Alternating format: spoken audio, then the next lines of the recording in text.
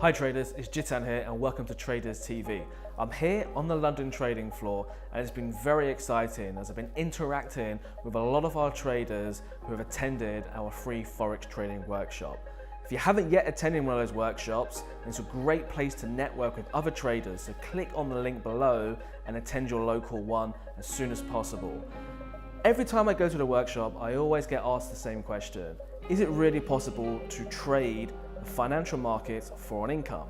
And this is what this video is dedicated towards. Can you really trade the financial markets for an income?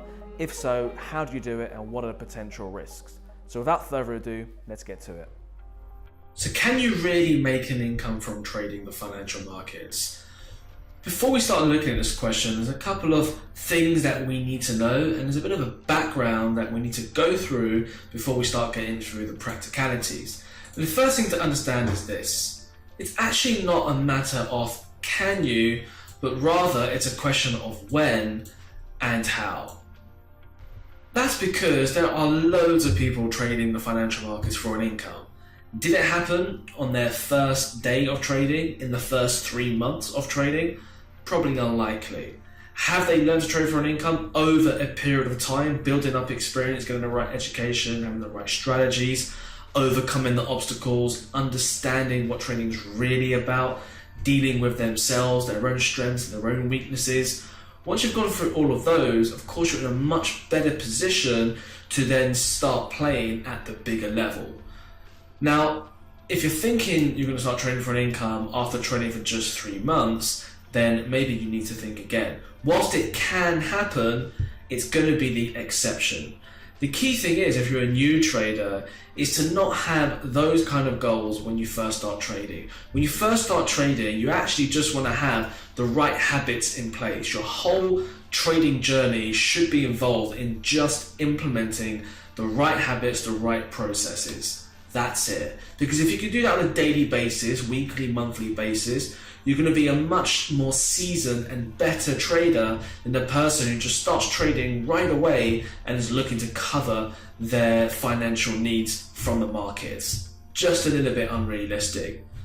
Of course, you're more likely to do it after you've been trading consistently for a period of time. Okay, it may be a year, maybe 2, maybe 3, or something like that.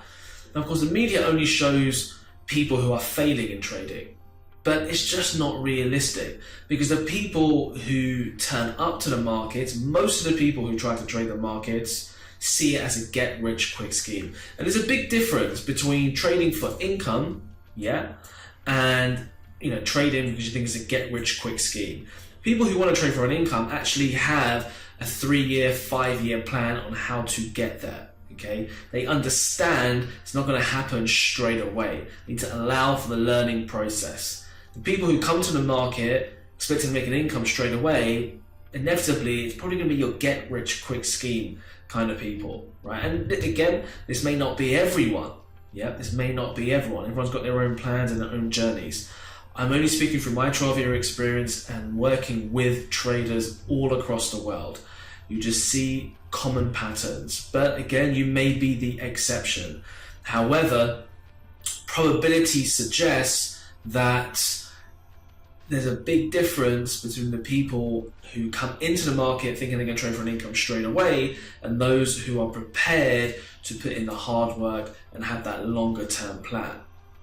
But before we really answer this question, and in fact we've kind of answered it already, there's a couple of things that we need to go through first of all.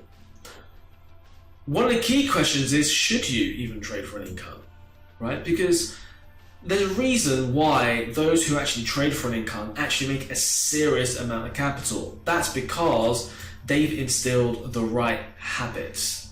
They've understood that trading is more about following a process, and over time of learning this process, the adaptability and flexibility of this process over time, and that's helped them take it to the next level. All right. Now, new traders just put way too much pressure on themselves to get results very quickly. And of course, we all got into trading as well because Again, I trade for an income, but I knew that I couldn't start there straight away because it is putting too much pressure on myself to perform without even having the experience or learning benefit. And I see this happen too often. If people just took a step back and actually did things the right way and not put too much pressure on themselves and just follow on the processes, on the strategies and things like that, they're going to be far better off in the long run. Okay, because there is no shortcut to success. Okay, you can take the elevator to success, but there's still going to be a journey and there's still going to be a bit of work within that journey.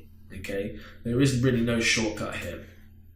So it's far better to start your trading journey the right way with the right processes, strategies, and support. Because if you do those three things, you're going to learn a lot more from the markets that you'll be able to leverage off in the future. The skills you learn as a foreign exchange trader, then you're 80% there to then go on and trade maybe the stock market, maybe cryptocurrencies, commodities, indices. But yet people just think, okay, well, I'm just trading this market. I have to make all this money in the world. I've got to cover my bills. I've got to be consistent. I've got to trade everything. I've got to get everything right. It's just put too much pressure on themselves. When actually if they take a step back and say, well, actually, if I learn the skill to become a good quality Forex trader, it may not get me to where I want to be, but I could also increase my market range. I could increase my reward to risks on the trade. My time frame on the trade. There's so many other variables that you could be utilizing once you've actually got the skill as a trader. Then it makes it a lot easier to start moving up the ladder and start getting bigger successes because you've laid down the right foundations. Now, for most people, it's far better to start off as a capital growth trader. Slow and steady to build good quality, long-lasting skills. And again, I'm not looking to blow anyone's bubble here. You just have to be realistic. Trading the financial markets, there's no boundaries for you, ladies and gents. You can pretty much open up a platform and start trading straight away if you really wanted to. But that's the reason why you probably hear more people who it hasn't worked for, because there are no boundaries. They've approached it pretty much like a hobby, like a gamble. They haven't approached it like an actual business. They haven't got the review processes in place. They don't know how to analyze their strengths and weaknesses so they can capitalize on their strength and work on their weaknesses. They're just missing a huge part of the puzzle, all right? So another question you need to ask yourself is, okay, of course, how do I trade for an income? And there is no one size fits all. I mean, with my 12-unit trading experience, it's probably unlikely suitable for a new trader, as I'm more comfortable with taking on risk than someone who has just started. Now, I balance income and capital growth by something called scaling and trailing. In essence, in a very simplified terms, I look to increase and trade at a higher risk on my first trade, taking some profits very early on and then leaving the rest to run. So I've got a balance between income and capital growth. But I've been trading for quite some time. I've honed in and refined and developed my strategy for quite some time. So the key thing is this: you need to be confident in yourself, you need to be confident in your process, your strategies, and the journey that you've had is helping you right now. And that's why I say there's no shortcut to it, okay? So before we finish, just a quick reminder that if you believe the hype, then only you are responsible, all right? If you're prepared for slow and steady, but with a much higher chance of reaching your goals, then you are definitely onto a winner. So I hope you found that video to be of use. Make sure you stay tuned for the next episode where actually we're going to be talking about what to do when the market is not trending. Most people trade the trend only, but what happens when the market isn't trending? It's exactly what we're going to cover. So make sure you stay tuned and I'll see you next time.